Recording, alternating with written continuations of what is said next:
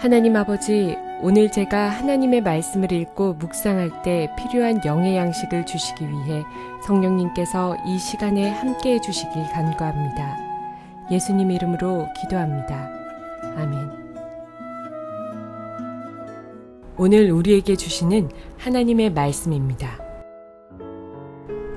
사람이 그 남종의 한 눈이나 여종의 한 눈을 쳐서 상하게 하면 그 눈에 대한 보상으로 그를 놓아줄 것이며, 그 남종의 이나 여종의 이를 쳐서 빠뜨리면 그 이에 대한 보상으로 그를 놓아줄지니라.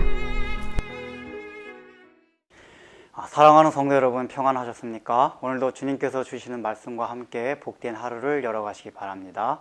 오늘 우리에게 주실 하나님의 말씀은 출애굽기 21장 26절에서 27절 말씀입니다. 오늘 본문을 보면은 그것도 종과 주인의 관계에 대한 규례입니다. 근데 그 내용상 보면은 그 앞에 나왔던 20절, 21절 말씀과 뭔가 상충되는 면이 있는 것 같습니다. 왜냐하면 앞절에서는 주인이 종을 매질할 때 죽지만 않으면 그 형벌을 면해주라고 얘기하고 있습니다. 그런데 오늘 본문에서는 어떻습니까? 그 주인이 종의 눈이나 이를 상하게 하면은 그 보상으로 그 종을 자유인으로 놓아주라고 얘기하고 있습니다. 왜 그렇습니까? 앞절에서 매질한다는 것은 공사관계, 즉 공적인 관계에 있어서 정당한 징계를 말하는 것입니다. 그 종은 고대 사회에서 분명히 주인이 그 값을 치르고 사온 사람입니다. 그렇기 때문에 그 주인이 그 종을 정당하게 부릴 권리가 있었습니다. 그런데 그 종이 어떤 이유로 인해서 하여간 게으름을 피운다든지 하면 그냥 주인이 원래 원했던 일을 제대로 하지 않을 때 거기에 대한 훈계와 교훈으로서의 매질을 말한 것입니다. 그렇기 때문에 거기에는 주인의 형벌이 없었던 것입니다. 죽지만 않으면 형벌이 없었습니다. 그러나 오늘 본문에서의 그 종의 눈이나 이를 상하게 한다는 것은 사사로운 감정, 개인 대 개인의 차원에서 종을 학대하는 것을 말합니다. 그 학대했을 때는 그 종을 자유인으로 놓아주라는 것입니다.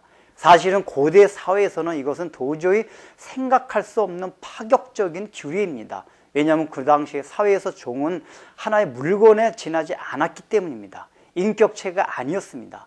그러나 하나님은 지금 종을 한 인격체의 한 권리가 있는 사람으로 대우하라는 것입니다. 그 당시에 종은 사각지에 있던 사람이었습니다. 어떤 국가의 공정한 법조차도 그 사람을 보호하지 못했습니다.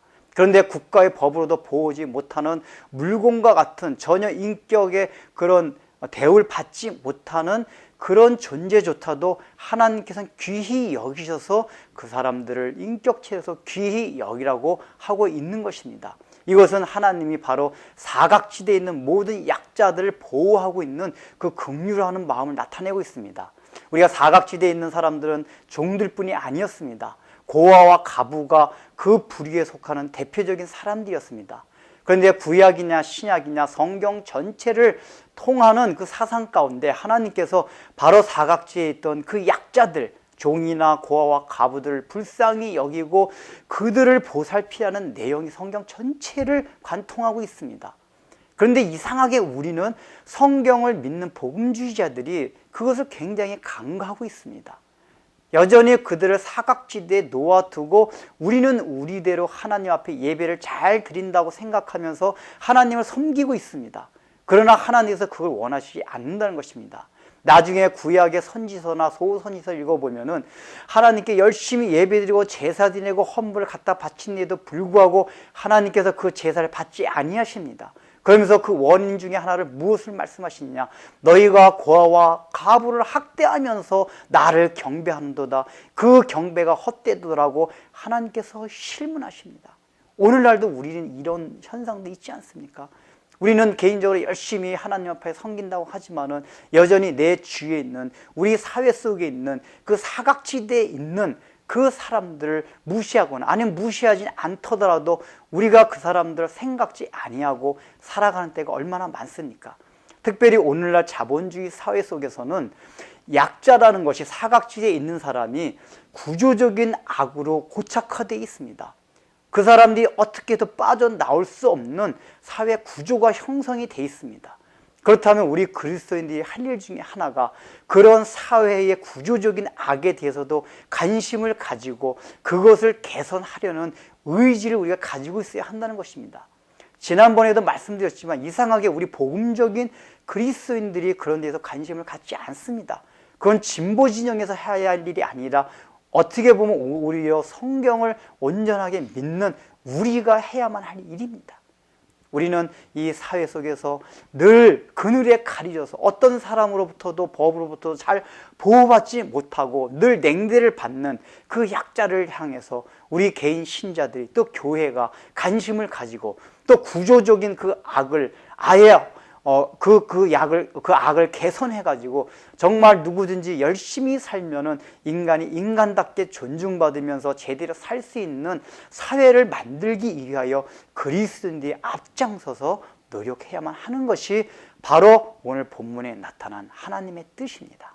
기도하겠습니다. 하나님 아버지, 참으로 하나님께서는 이 사회의 사각지대에 있는 사람들을 불쌍히 여기며 그들을 생각하는 것을 통해 하나님의 속성이 얼마나 긍휼함이 많고 사랑이 많은가를 우리에게 보여주고 있습니다. 당신을 섬기고 믿는 우리들에게도 그 마음을 품고 참으로 당신을 섬기며 그러한 마음을 이 세상에 펼치라고 말씀함에도 불구하고 우리는 하나님을 섬긴다고 하면서 그러한 약자들에 대한 배려와 하나님 아버지의 마음가짐은 얼마나 갖지 못하고 살 때가 많이 있습니까? 특히 오늘날 사회 속에서 참 이 사회 속에 있는 구조적인 악에 대해서 우리가 무관심하며 그저 나는 내 개인적으로 예수 잘 믿는 것으로 만족하며 사는 때가 얼마나 많은지 알 수가 없사오니 이제는 우리가 이런 문제에 관심을 갖고 주님께서 원하시는 대로 이 땅에 한 사람의 약자라도 참으로 버려짐이 없이 늘 보호받고 배려되면서 인간적으로 인격적으로 잘 대우받고 살 수 있는 사회가 될 수 있도록 우리 그리스도인들이 노력하며 또 생각할 수 있도록 주님께서 저희의 생각들을 주장하여 주옵소서. 예수님의 이름으로 기도드립니다. 아멘.